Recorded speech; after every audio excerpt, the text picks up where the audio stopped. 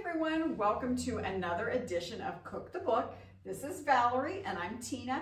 We are here every month with you on YouTube to draw inspiration from a fiction book to then find a great recipe to make. So our fiction book for this month is one to watch. It's by Kate Stayman-London. The author has a really interesting background. She's a screenwriter and a political strategist. She's been a lead writer for Hillary Rodham Clinton and President Barack Obama, along with many, many others. So she's very diverse, going from that to, you know, a romance fiction book. This book, when it came out in 2020, was voted one of the best romance books of the year. It is about, the main character is Bee. She is a plus-size fashion blogger. She has tons of followers, she has tons of friends, and she recently has been dumped, so has tons of heartache also. So one of her favorite guilty pleasures is watching a Bachelor type show on TV. It is called The Main Squeeze. She loves watching The Main Squeeze. She loves the fantasy dates. She laughs about how many guys have the name Chad. It's her favorite show. So she is super surprised when she is asked to go on the next season of Main Squeeze to find love. So she thought this would be a great opportunity. She's, you know, known for body positivity, so she thought this would be great. But she said she enters it with one condition: she will not fall in love. Will not fall in love. So the book follows her during her time on the Main Squeeze. And you can bet maybe she finds love. You have to read and see. But lots and lots of dates, lots of dates involving food, eating out at restaurants. So that's where we got our inspiration to take one of the cookbooks. We have several like this, and we've mentioned before, they're such fun cookbooks that take some of your favorite recipes from some of the famous restaurants and tells you how to make them at home. So the recipe we're making is from Bravo, which is an awesome restaurant. It's Cucina Italiana or Penne Mediterranean. So Valerie's going to walk us through that recipe. All right. Let's see. Let's turn this on here. Get that started. Okay, so this is a pretty easy recipe to do. So if you kind of wanted something fancy, like, you know, restaurant related, this is a pretty easy thing to do. Nice. So the first thing that you'll want to do is just get dry, packed, sun-dried tomatoes, and then you'll want to put them in a little bit of warm water for about a half hour just to kind of soften them up a little bit. Then the next thing that we have olive oil, garlic, and this is vegetable broth, and then some unsalted butter, feta, which is one of my favorite cheeses. And then you can just season with salt and pepper however you like. Then 8 ounces of multigrain pasta, and then baby spinach. And this also calls for pine nuts. I don't really care for pine nuts. They're not my favorite thing, so I kind of left about this. Yes. So the first thing that we're going to do for this is we're going to heat the olive oil.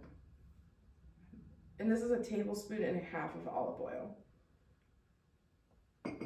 So put that in there, kind of let it heat up, because then we're going to saute the garlic and the sun-dried tomatoes. And the sun-dried tomatoes, I've never bought them before at the store.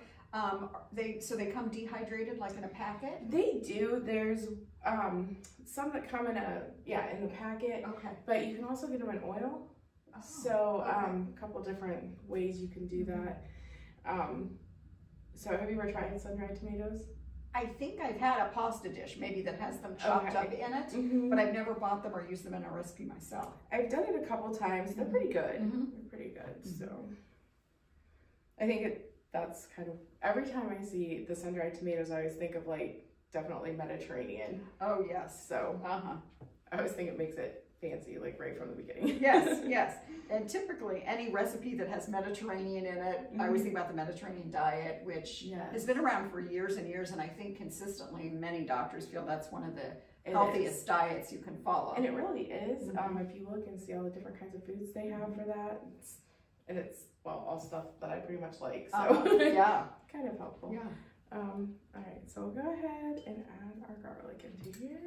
And if you are interested in the Mediterranean diet, we do have multiple books here at the library that have recipes and kind of talk about the basis of that. Yeah, really good ones too. So, let's see. These in here. Just gonna saute these.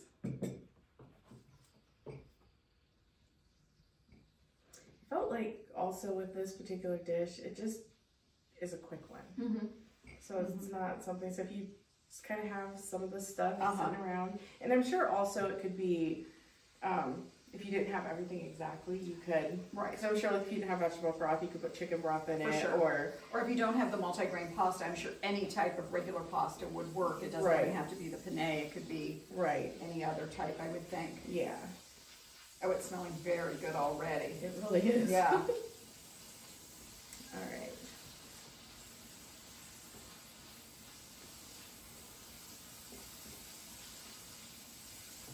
I love sauteed greens. Oh my goodness, yes. For sure. And pasta. I love pasta. I do too. And feta. Yes. We did homemade pizzas the other night, and I sauteed the onions on them based on the recipe we did with the paranormal pizza. Oh yes. The other cookbook we did. Very yummy. Because it was so good. Yes. And it's kind of fun. This is one of the few cookbooks we've done, maybe other than the paranormal pizza, that's a savory dish. Usually we like our sweets, so we often do, you know, sweet recipes, but this is a fun savory one, and it really is a pretty easy recipe. Yeah. All right, so these are about ready to go here. So I'm assuming the pine nuts were just like for the garnish or something. I think so. Oh, Yeah, because just top with pine nuts. Okay. Like I said, they're just not my favorite. Yeah.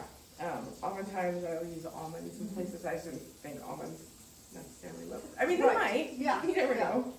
Usually don't think about nuts being on any pasta dish. Really. No. All right. So then, once these are sauteed enough, you're going to add a half a cup of vegetable broth.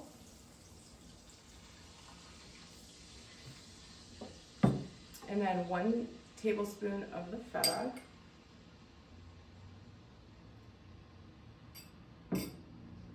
And the butter. Oh, this is looking really good. Isn't it? Really, really, really good. I mean, you kind of can't go wrong with butter. So we'll just melt that down and get everything heated up here. And this probably makes a couple. Yeah, it's servings. this particular recipe by itself is 2 servings. Okay. So. And honestly, so many kids like pasta of any type, that this may be a way to sneak in some tomatoes and some spinach and some things that maybe they wouldn't eat separately, but maybe as part of a pasta dish, they wouldn't even really pay attention. They would just eat it.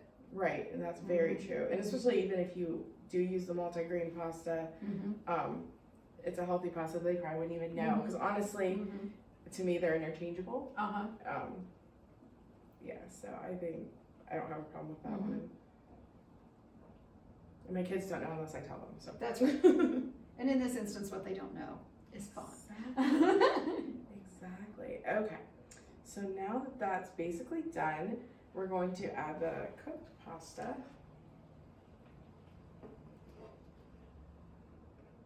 It looks like a lot, but this is the 8 ounces. So is that pretty much a box? It's a half. Well, if your box is the 16 ounce. Oh, okay. Okay. Yeah, and I made sure the one that I used was, and I just poured about half in there. Gotcha. So this is plus or minus about 8 ounces. Yes. I love these America's Most Wanted recipe books because there are recipes in here from pretty much any nationwide restaurant you can think of. Ruth's Chris Steakhouse, TGI Fridays, P.F. Chang's, Panera, Panda Express. Okay, these are all my favorite. Olive Garden. Panera's another one you can't go wrong. Exactly. Of course, this is from Bravo. Just Hard Rock Cafe, Famous Dave's, Emerald's, Don Pablo's, Chili's, Chipotle. So these are super fun books. And typically, they've done the research so that whatever you're making is really very close to the dish you've had in the restaurant. And that's what I found with almost every recipe that I've ever made out of any of these books. Whether it's this or the Todd Wilbur books, like their recipes are always almost spot on. One of my favorites from another book that we have here is the KFC coleslaw. Oh. And I was like, oh, this will never taste like it. I was like, oh, it did taste like oh, and that coleslaw is the best. It really is. It's my favorite. It's like I compare all the other coleslaws. Yes, yes. And it's very consistent, so. It is. Okay, so this is getting pretty warm here. All right, so once this warms up, we're ready to then put our spinach on it. And really all that we're doing is just waiting for this to wilt. Okay.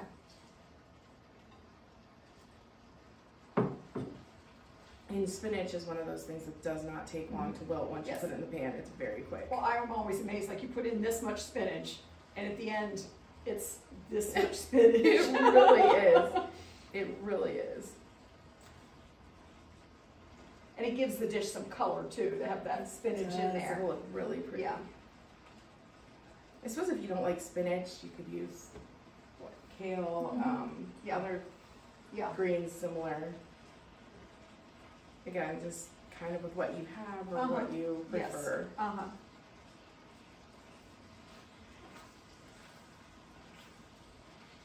It does smell really good though. It sure does.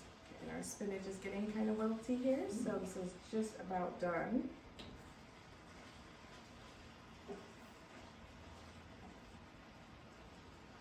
To me, there's nothing better smelling than garlic and butter. Oh, it's just so good. True. It's so true. Oh yeah, I'm a total garlic butter, anything, like that. That is one thing with you were mentioning the Mediterranean diet that I like, that there's lots of garlic, which of course I love. Yes. So, and that's a great seasoner to things. So yes. All right. That's looking really good. It's smelling even better. Does smell very good. All right. Well, then that's really it to our dish. And once we're done, you just divide it into your 2 different plates, and then just put a little bit more feta on the top to kind of finish it off. And oh my gosh, that sounds so good. Gosh. Yeah. Well, remember, Valerie and I are here every month on Cook the Book. If you like this one, go back and watch some of our older ones. And as always, you're welcome to give us a call. Check out our website. We have awesome books like the ones we've talked about today, plus a zillion more. So we look forward to hearing from you soon.